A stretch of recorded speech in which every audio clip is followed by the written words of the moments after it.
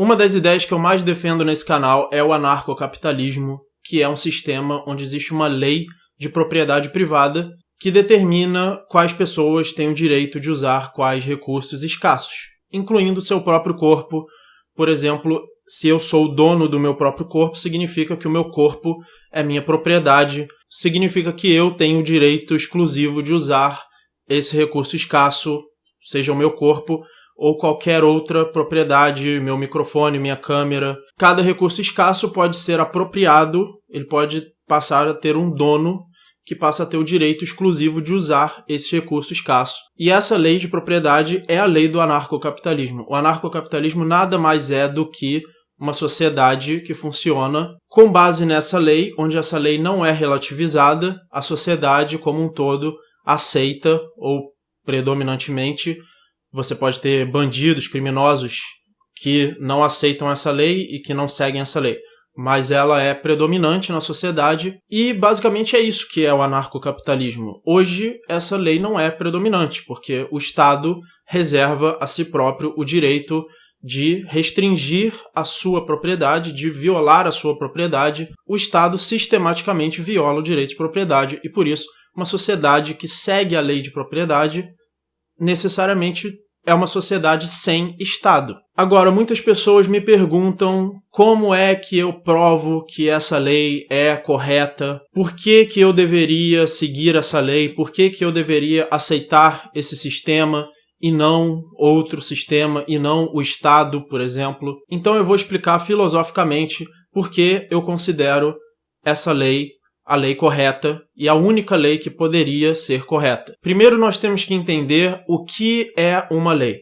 Uma lei é uma regra que restringe as ações dos indivíduos. Qualquer lei vai determinar quais ações são permitidas e quais ações são proibidas por indivíduos. Eu, Alexandre Porto, defendo que só pelo fato de você definir lei dessa forma, e essa é a única forma de definir lei que faz qualquer sentido, é uma regra que restringe as ações dos indivíduos, determinando quais ações são permitidas e quais ações são proibidas, resultando na possibilidade de punição para aqueles que violarem essa regra. Não tem como você me oferecer uma lei que não seja isso, que não seja essa regra. Então eu, Alexandre Porto, defendo que a partir dessa definição de lei nós já podemos deduzir logicamente que a lei correta só pode ser a lei de propriedade privada. Se você quer criar uma regra que determine quais ações são proibidas e quais ações são permitidas, essa regra não pode se contradizer. Ela não pode, em um determinado momento, dizer que uma mesma ação é permitida e também proibida ao mesmo tempo. Essa lei também não pode resultar em conflitos que não possam ser solucionados. Ela precisa ser uma regra que, se for seguida à risca, não resultará em nenhum conflito entre as ações de múltiplos indivíduos. Porque se ela resultasse num conflito, ela não estaria sendo capaz de organizar a ação humana a priori. A própria lei teria intrinsecamente uma falha, porque ao seguir essa regra, os indivíduos entrariam em conflito. Se uma lei é uma regra que determina quais ações são proibidas e quais ações são permitidas, e se dois indivíduos, por exemplo, seguem essa regra simultaneamente, e essa regra diz que ambas as ações desses indivíduos são permitidas, mas essas duas ações entram em conflito, e conflito significa que duas ações não podem acontecer simultaneamente. Eu só posso fazer a minha ação ou você faz a sua ação. Os dois não podem fazer ao mesmo tempo. Por exemplo, vamos dizer que existe um carro e eu quero dirigir esse carro e uma outra pessoa também quer dirigir esse mesmo carro ao mesmo tempo. As duas pessoas não vão poder dirigir esse carro ao mesmo tempo. Ou seja, as duas ações, eu dirigir o carro e a outra pessoa dirigir o carro, entram em conflito. Elas não podem acontecer ao mesmo tempo. Agora, se essa regra, se a lei diz que a minha ação é permitida e a ação do outro indivíduo também é permitida ao mesmo tempo, e essa lei não for capaz de solucionar esse conflito, ou seja, de dizer qual das duas ações é permitida, tornando a outra proibida, então essa lei entra em conflito com ela mesma. Ela não é capaz de determinar em todas as ações humanas de todos os indivíduos qual será a ação permitida ou proibida, porque ela está permitindo duas ações que entram em conflito. E por isso a lei, a regra que restringe as ações humanas, precisa ser capaz de eliminar todos os conflitos entre as ações de indivíduos. Lembrando que eu não estou partindo do princípio que a lei é uma forma de eliminar conflitos. Eu estou deduzindo que a lei, sendo uma regra de restrição de ações humanas, necessariamente precisa eliminar os conflitos para que ela seja uma lei válida, ou seja, uma lei universal que se aplica em todas as situações, porque se a lei se aplica só às vezes, só para algumas pessoas e não para outras, só em alguns momentos e não em outros, então ela não é uma lei válida, ela não é uma lei universal, ela é simplesmente uma invenção arbitrária. Eu acho que agora eu posso dirigir esse carro, senão vou dar um soco na sua cara. Eu acho que amanhã você pode dirigir. Isso não é uma regra, isso não é uma lei.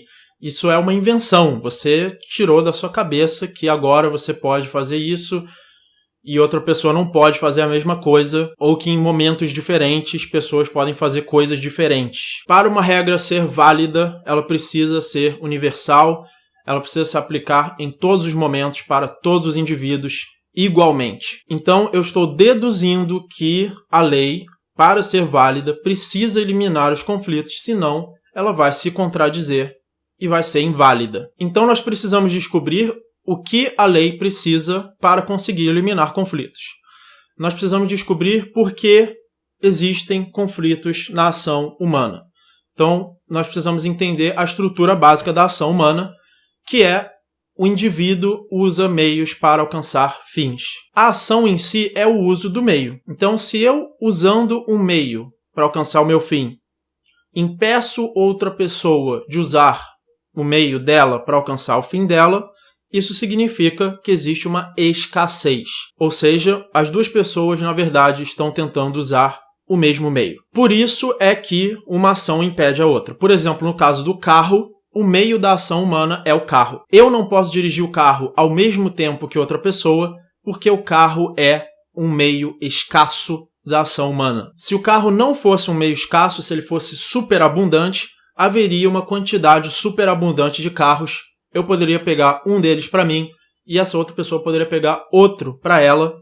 Assim como o oxigênio é um bem superabundante no planeta Terra, o fato de eu respirar oxigênio não impede outras pessoas de respirar oxigênio. Ou seja, o motivo de ações humanas entrarem em conflito é a escassez dos meios da ação humana. Portanto, se nós já deduzimos que a lei precisa eliminar conflitos entre as ações de indivíduos e os conflitos entre as ações de indivíduos são baseados na escassez dos meios da ação humana, ou seja, dos recursos escassos, então nós podemos concluir que a lei precisa determinar quais indivíduos têm o direito exclusivo de usar certos recursos escassos em certo momento, excluindo assim o uso de outros indivíduos. Por exemplo, quando eu e esse outro indivíduo quisermos usar o carro ao mesmo tempo, a lei vai dizer qual dos dois tem o direito de usar o carro. A esse indivíduo que tem o direito exclusivo de uso sobre um recurso escasso, nós damos o nome de